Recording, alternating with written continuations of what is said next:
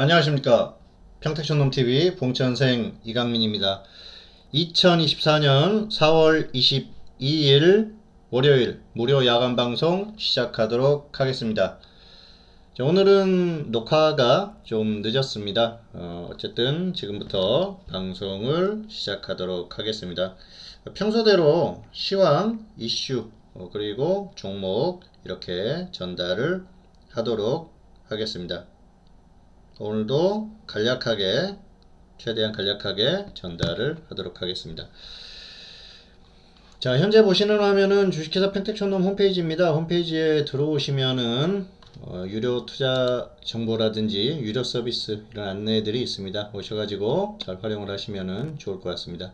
어쨌든 최근에 지수가 조정을 많이 받았던 그런 상황인데요.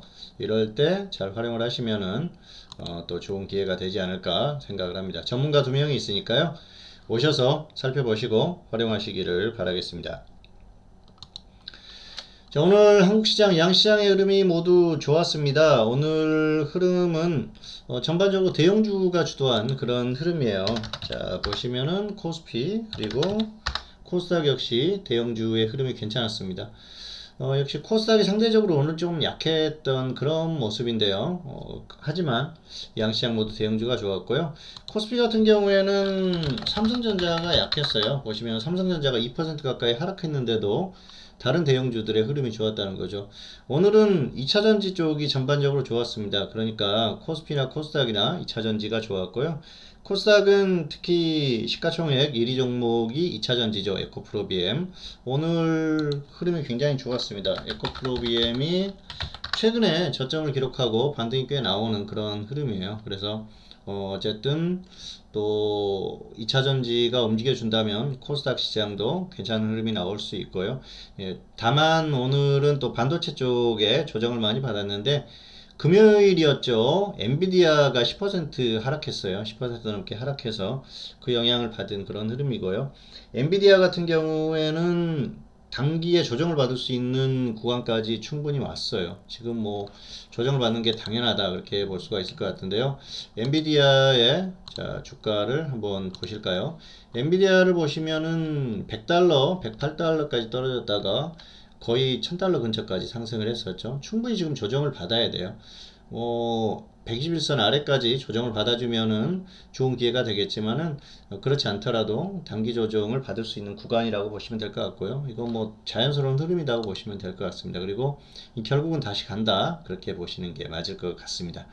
자, 어쨌든 단기적으로 봤을 때는 지수는 저점을 기록한 그런 흐름이에요. 기술적으로 봤을 때는 그렇습니다만은 아직까지는 변수가 많습니다. 그리고 변수가 어떻게 만들어지는가가 관건이라고 볼 수가 있겠는데요.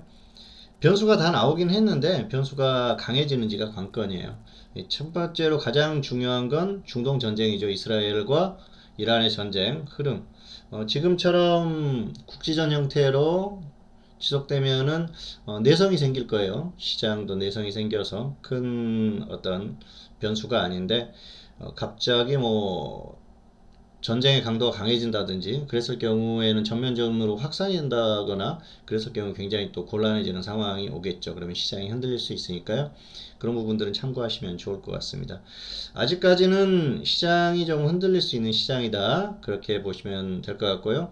이번 주에 반등 구간인 건 분명합니다. 하지만 또 이스라엘 쪽의 어떤 뉴스라든지 이런 것들에 의해서 다시 또 흔들릴 수도 있고요. 또 미국 같은 경우에는 연준의 매파 인사들의 발언 이런 것들이 변수가 될 수 있다. 그렇게 보시고 대응을 하시면 될 것 같습니다. 아직까지는 조금 흔들리는 과정에서 반등 구간이다. 그렇게 생각을 하시고 대응하시기를 바라겠습니다. 두 번째로는 이슈입니다. 중동 전쟁, 금리 흐름. 자, 중동 전쟁 그리고 금리 흐름 이렇게 두 가지를 골라봤습니다. 첫 번째는 중동 전쟁인데요. 중동 이스라엘과 이란의 전쟁 결국은 이란과 맞붙게 됐어요. 그래서 사실 좀 가장 바라지 않았던 시나리오다 그렇게 볼 수가 있겠고요. 어쨌든 이란 같은 경우에는 항상 이스라엘과 대립각을 세우는 그런 나라였었고요. 또 전쟁을 하고 싶어서 안 들어갔었던 그런 국가이기 때문에 이번이 기회다 생각을 한 것 같습니다. 어쨌든 좀 아쉬운 그런 상황이 발생을 했고요. 좀 안타깝지만 어쩔 수 없는 그런 흐름이기 때문에 지금은 뭐 어쩔 수 없어요. 지금 이걸 생각을 하면서 거기에 맞게 대응을 하는 수밖에 없습니다. 중동 전쟁은 현재로서는 전면전 가능성은 거의 없다고 보여집니다. 하지만 국지전은 계속해서 일어날 가능성이 크고요. 뭐 전면전이 아니라고 하더라도 상대방의 영토에 지금 미사일이라든지 이런 것들을 쏘는 그런 상황이기 때문에 이 나라들이 좀 독특합니다. 만약에 한국하고 북한하고 이런 일이 있었다 그러면은 전쟁이 굉장히 좀 커질 수 있는 그런 상황이었는데, 중동 같은 경우에는 과거에도 이런 사례가 많이 있었어요. 특히 이란과 이라크 같은 경우에는 뭐 수십 년 동안 어, 계속 이렇게 뭐 이렇게 옥신각신한 그런 상황이었고, 제가 어렸을 때만 해도 거의 뉴스에 자주 나오던 뉴스입니다. 이란이 뭐 이라크를 공격했다, 이라크가 이란을 공격했다. 뭐 그런 뉴스가 많이 나왔었는데요. 어쨌든 중동이 조금 역시 그 전쟁의 가능성이 높은 그런 지역이 아닌가 생각을 하고요. 분쟁이 끊임없이 일어나는 그런 그 지역이라고 보시면 될 것 같습니다.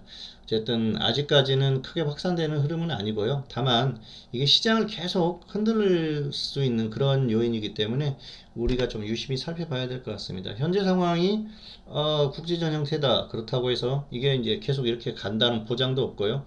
어쨌든 계속 촉각을 곤두세우면서 지켜봐야 되는 그런 지역이기 때문에 계속해서 관심을 갖고 지켜보시길 바라겠습니다. 자, 두 번째로는 금리 흐름입니다. 금리 같은 경우에는 이제 연준의 금리인데요.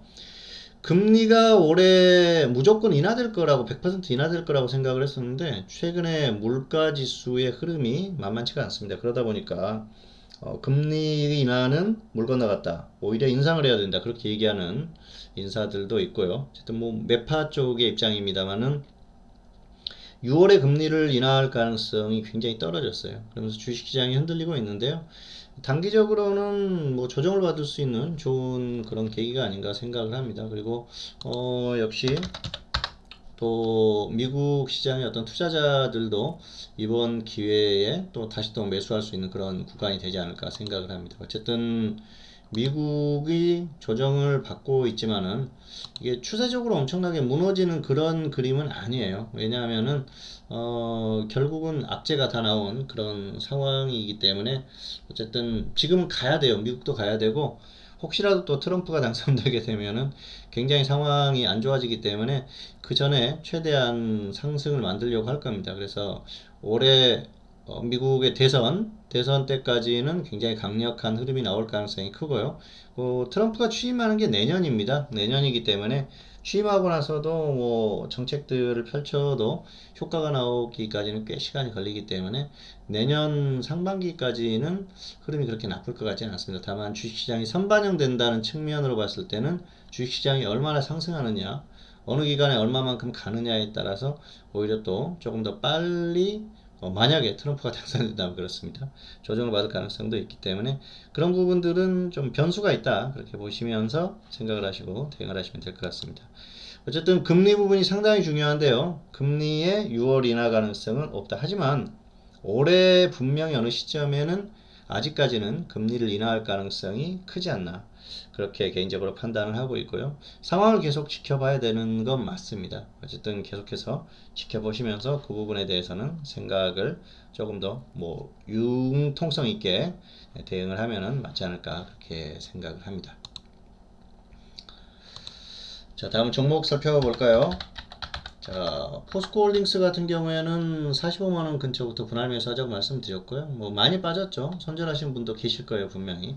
하지만 가지고 계신 분들은 손절가 10%나 15% 정도 잡으시고, 반등하면 평균가에서 절반 매도하시고 대응하셔도 될 것 같습니다. 분명히 한 번은 가는 종목인데 지금은 좀 약하다. 단기적으로 2차전지가 반등을 하는 흐름, 2차전지가 추세적으로 가느냐 그렇지 않느냐의 그 관건인데요. 아직까지는 좀 추세적으로 가기에는 약간 이른 시기라고 보고 있고요. 5월이 지나면은 아마 본격적으로 좀 움직임이 나오지 않을까, 그렇게 예상을 합니다.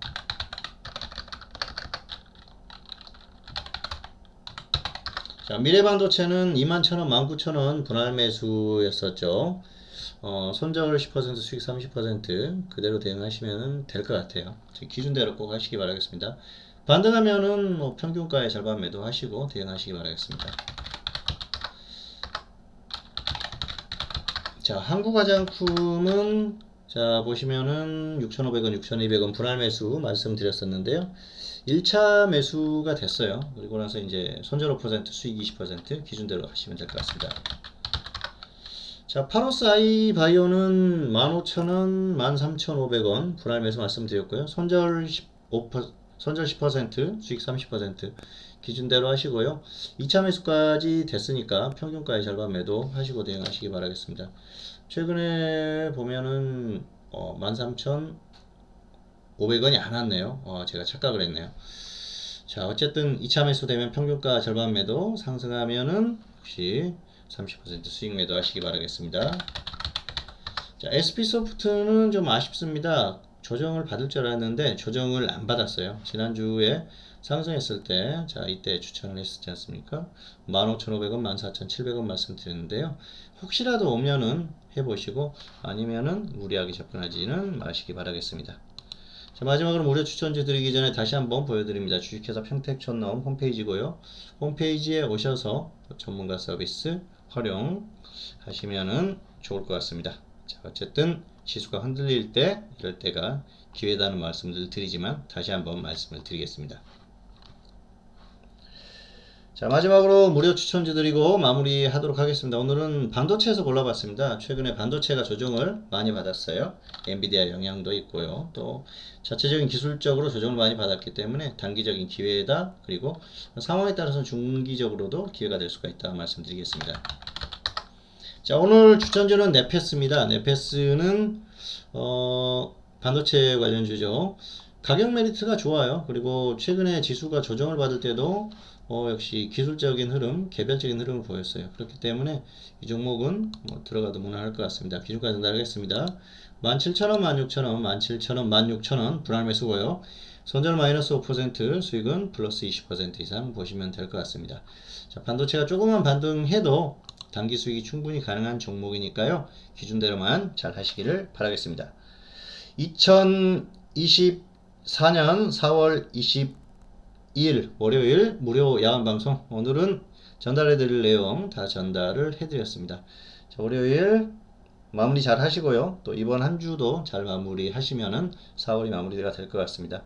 어쨌든 이제 또 무더위가 시작되니까요. 컨디션 관리 잘 하셔가지고 올해 내내 좋은 결과 있으시기를 바라겠습니다. 저도 최선의 노력을 다해서 좋은 결과 만들도록 하겠습니다.